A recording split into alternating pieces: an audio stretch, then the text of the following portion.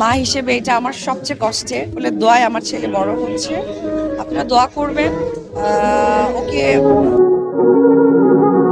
বাংলাদেশের সবচেয়ে জনপ্রিয় কিডস তারকা শাকিব পুত্র আব্রাহাম খান জয়, কিন্তু সেই কিড স্টারের কপালেই জুটছে প্রতিবন্ধীর তকমা, যা যথারীতি একটা বিভ্রান্তের মাঝে ফেলে দিয়েছে মা অপু বিশ্বাসকে।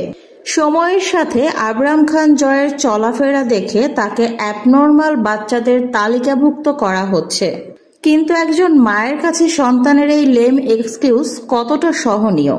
কয়েকদিন আগেই মা অপু বিশ্বাসের সঙ্গে ঘুরতে গিয়েছিলেন আব্রাহাম খান জয়, আর সেখানেই তার মাঝে কিছু অ্যাবনর্মাল আচরণ লক্ষ্য করা যায়, যা সাধারণত একটা 9 বছরের বাচ্চার মধ্যে থাকার কথা না। আর সেখান থেকেই উঠে আসে আব্রাহাম খানকে নিয়ে সেই পুরনো কথা, সে প্রতিবন্ধী।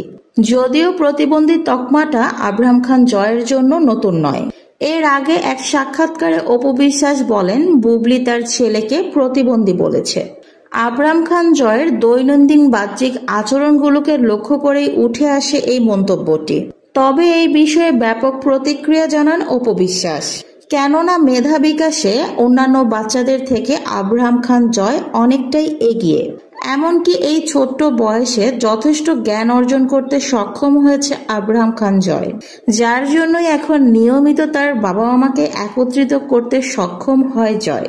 অন্যদিকে রয়েছে শাকিব খানের দ্বিতীয় পুত্র শেহজাদ খান বীর, যে কিনা সবেমাত্র 4 বছর পেরিয়ে 5 বছরে পা রেখেছে।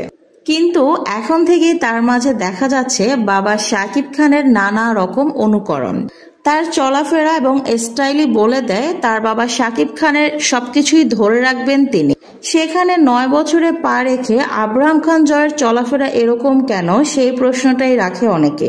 তবে একটা কথা না বললেই নয়, একটা 9 বছরের বাচ্চাকে প্রতিবন্ধী বলে তার বাবা মাকে অপ্রস্তুত করা কারোর জন্যই কাম্য নয়।